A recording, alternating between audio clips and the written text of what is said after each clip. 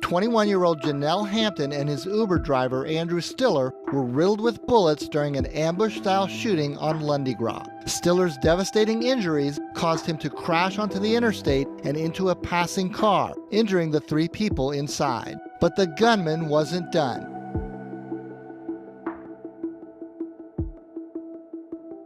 It's senseless, it's barbaric. I've never seen anything like that in my 20-plus years on the job. Homicide detectives say technology helped identify 33-year-old Tyree Quinn as one of 4 suspects. In this police report, a detective states that Quinn's electronic ankle bracelet places him at the murder scene. So we do have some information that he was wearing an ankle monitor, and it absolutely aided in this investigation with his apprehension. The electronic trail left by Quinn's ankle bracelet is shown by these dots on a computer screen, including at the crime scene at the precise time shots rang out at 5:31 p.m. But the full GPS trail shows an even more chilling sequence of events. After moving throughout New Orleans East for several hours before the killings, the ankle bracelet then comes to a stop in front of an apartment complex where Hampton was visiting. The dot on the screen stays for 24 minutes, then begins moving just before the shooting. It's eerie. You know, you're not watching a TV show, you're watching what's real. And you know right away what's happening, and you captured that piece of people's lives forever as dots on a screen.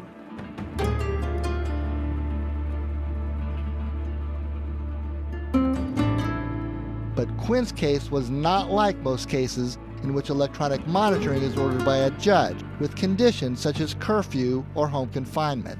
Quinn's monitor was requested by the bail bond company that posted his $225,000 bond after he was booked in November with armed robbery, auto theft, and being a felon with a gun. That meant Quinn was free to come and go as long as he made his court appearances. We see in the case of Tyree Quinn that the honor system didn't work too well. In fact, 17 days earlier, this police report states that Quinn was spotted in a stolen car with his brother, Yamani Quinn. The officers, including state police troopers, say they approached the brothers after they spotted Yamani wearing a ski mask and holding a gun. The brothers sped away, the officers wrote, leading them on a high-speed chase across town with a state police helicopter keeping track of them from the air.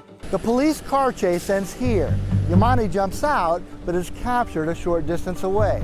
Tyree's ankle monitor is tracked leaving the scene in that direction.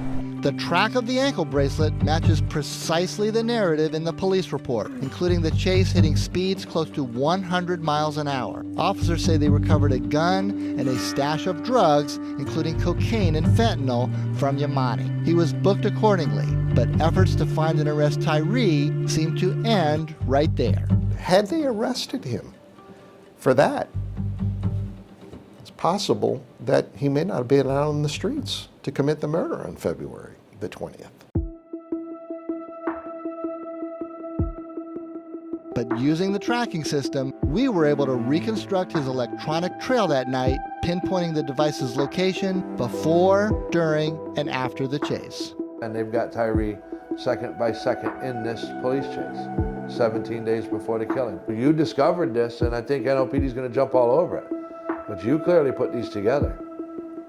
And it's true, the data supports everything that police report says. Missed opportunity, not following through. I don't know which word to use. Shock, heartbreak, disappointment. It hurts. She wonders if her husband would still be alive if police had known Quinn was wearing an ankle bracelet. I understand there's a lot going on in New Orleans and these detectives have a lot of cases. Hire more. It's, all the information is, as you're showing me, right here. Yet he's walking around in the streets. 10 years ago, New Orleans criminal defendants on ankle monitors were regularly tracked in a joint effort between the Sheriff's Office and NOPD. That system, known as proximity reporting, matched crime locations to suspects with ankle bracelets. But the program collapsed due to personnel shortages and infighting.